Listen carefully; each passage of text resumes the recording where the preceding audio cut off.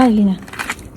Զգացել եք կյանքն ինչ արագ է անցնում։ Ամեն օր ինչ որ տեղ ենք վազում, ինչ որ անվերջանալի գործերի մեջ ենք ու մոռանում ենք ամենակարևորի մասին՝ ապրելու պահը։ Այսօր որոշեցի մի քիչ կտրվել առօրյայից, այդ անվերջանալի թվացող գործերից ու ժամանակ տալ ինձ ու աղջկաս։ Վստահ եմ համաձայն կլինեք ինձ հետ, եթե ասեմ, որ մեր երեխաներին թանկարժեք խաղալիքներ կամ նվերներ պետք չեն։ Նրանց համար ամենաթանկը մեր ժամանակն է, մեր ուշադրությունը, մեր գրկախառնությունները։ Չգիտեմ, միայն ինձ է թվում, թե աշխարհը իսկապես մի տեսակ սառել է։ Մարդիկ կարծես ավելի քիչ են ժպտում, ավելի քիչ են խոսում իրար հետ, ու նույնիսկ երբ կողքի են, հաճախ մտքով ուրիշ տեղում են։ Ու ամենահետաքրքիրը գիտեք որն է, դրսից կարող է թվալ մարդու կյանքում ամեն ինչ լավ է, ընտանիք ունի, տուն ունի, երեխաներ, աշխատանք, բայց դա դեռ չի նշանակում, որ մարդը ներսից ուրախ է։ Ես այս մասին չեմ բարձրաձայնում, որպեսզի մտածեք վատ հոգեվիճակում եմ կամ էլ դժգոհում եմ իմ կյանքից։ Հակառակը, ես ամեն օր փառք եմ տալիս եւ շնորհակալություն եմ հայտնում Աստծուն, որ հնարավորություն է տալիս ամեն օր տեսնելու, զգալու, խաղալու, գրկելու եւ այս կյանքը վայելել իմ ընտանիքի հետ միասին։ Բայց այս երևույթը այնքան է շատացել, որ կարելի է նույնիսկ տեսնել մեր շուրջը գտնվող բոլոր ընտանիքներում։ Ես հատկապես երեխաներից հետ պահերն եմ փորձում գնահատել, որովհետև իրանք այսօր փոքր են, իսկ վաղը արդեն այս նույն պահերը չեն լինելու։ Եվ որքան շատ եմ մտածում կյանքի մասին, այնքան ավելի եմ հասկանում, որ մենք շատ բան ենք փորձում ինքներս վերահասկել,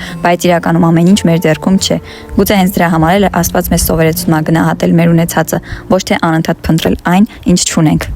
Եվ այո, երջանկությունը մեծ տան, շատ փողի կամ կատարյալ կյանքի մեջ չէ։ Երջանկությունը կարող է լինել հենց այս պարզ ու մաքուր պահը, երբ կողքիդ երեխադ է, ժպտում է, առողջ է, դուք միասին եք, եւ ինձ մնում է միայն ասել, որ շնորհակալ եմ Տեր Աստված այս ամենի համար։